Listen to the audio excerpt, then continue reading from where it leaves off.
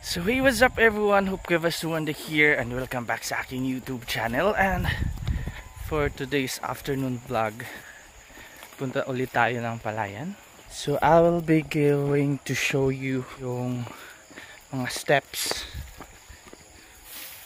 ng pagtatanim natin ng palay as a farmer boy. Farmer boy. So tara, samahan niyo ako. So naglalakad ako ngayon, kasalukuyan naglalakad ako ngayon sa pilapil ng Palayan. Hindi ko to pagmamayari ito ng ibang may-ari. Ayan. So ang lapad ng Palayan dito, may kanya-kanya yung may-ari. So iba-iba yung stages ng palay dito. So sa akin today, ipapakita ko sa inyo pala, ko yung unang hakbang sa pagtatanim ng palay. So now, naglalakad tayo papunta dun sa pwesto o sa area, kumbaga palayan ko. So first thing we have to do is provide water. So kailangan natin tanggalin yung ano, tapos gagawa tayo ng patubig. Ang hirap ng Tagalog, may mga part na di ko alam sa Tagalog. So let it flow papunta dun. Ito yung area ko. So after ma-harvest, kailangan nating lagyan ng tubig. Tapos next nito, pag may mga tubig na, aararuhin. First step is pag-aararo. Yun ang gagawin natin, pag-aararo. But before tayo makapag-proceed sa pag-aararo, make sure natin na may tubig. So yung mga kunti-kunting mga pwedeng daanan ng tubig, kailangan nating pahintuin. Ano ba yun? Paano ba yun? Kailangan nating tambulin. Tambilan. Ito yung ginagawa ko nung nakarang araw. Tinatambul ko. Ano ba sa Tagalog nito? Basta gitambul na ako. Bisaya na lang tani, kakapoy. Ayan. So para may tubig, para hindi mahirapan yung mag-aararo natin. So ito yung pinag-harvestan. So kailangan nating sunugin to. Nagdala ako ng lighters na sunugin natin siya. So kids, huwag gagayahin. Ala, kasugangin.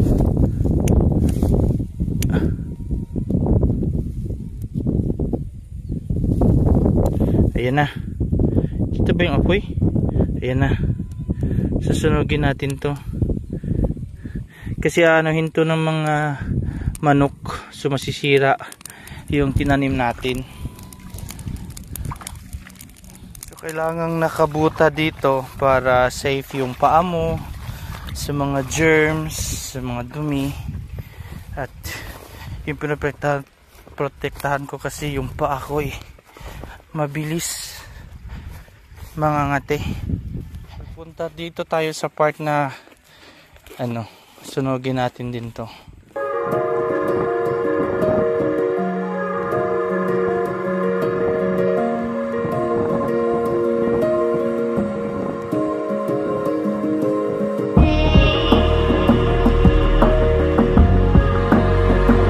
So ayan, lumalakas na yung apoy. So yung target natin is dapat masunog to lahat, dahil abala to sa mga nag-aararo, yung tatawag natin na uhot. So, sa English pa, rice hay. Hey you, nakasagabal kasi ito pag inaararo. So target natin maubos to, kaso may tubig na kasi.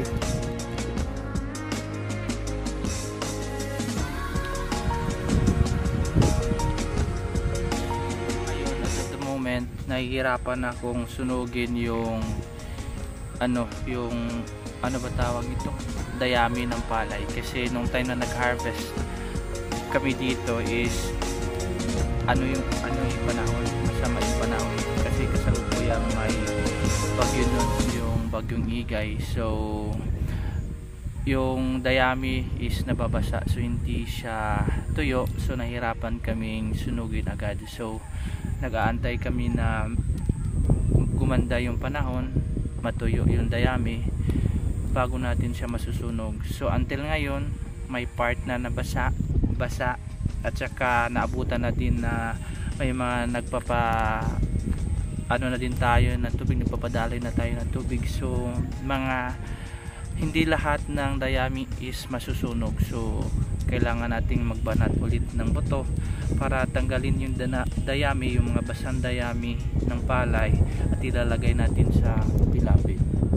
Alam ko may magko-comment o may magsasabi na bakit mo sinusunog, pwede naman yan pataba. Yes, pataba din ito, pero matatagalan pa kasi kailangan natin tong itabi, at saka yung part na lalagyan natin ng dayami is hindi siya matataniman, at saka kung ilalagay natin sa pilapi is may mga manok, no? So may mga manok na gumagala, yun kinakaka basta kakao nila din kato mga yung tinanim natin na palay is masisira dahil matatabunan ng dayami. So kailangan natin siyang sunugin para lahat ng area is matataniman natin. So sayang naman yung part na hindi natin matataniman.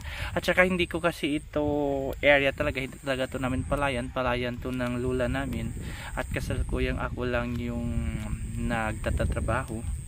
So minamaximize ko lang yung space na as long as I can matataniman lahat ng area. So sayang naman kasi hinahabol natin yung resulta, yung yung magiging produkto. Baka may nakakita sa akin dito sa gitna ng palayan na nagvi-video, sasabihin nila frustrated vlogger. Ngayon buhay ko to dito ako masaya So wala silang magagawa kundi hayaan mo na sila. May masasabi at masasabi talaga yung mga tao, pero dito ako masaya So keber, diba? Bakit ito yung nagiging content ko, ito yung napili kong i-vlog. Wala naman akong pwedeng i-vlog dito nasa bukid ako, at saka dito tayo sa kung ano talaga yung buhay ko dito. Since nasa bukid ako, ito yung buhay ko, ito yung ginagawa ko, ito yung cycle na ng buhay ko. Nandito ako sa bukid. So at saka hindi pa naman ako nakapag-vlog na nasa palayan ako. Ito yung ginagawa. So sa mga hindi gusto, skip nyo na lang. Hindi na akong i-bash. Hindi naman niya ako kailangan i-bash. Hindi naman ako popular, hindi naman ako sikat.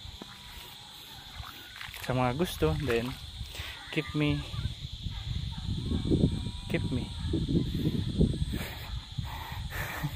support nyo lang ako. So alas 6:25 ko na ng gabi, so uwi na ako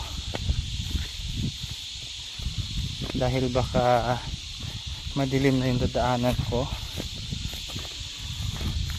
Uwi na ako, bye bye. Uwi na ako, wala na ako masasabi, bye bye.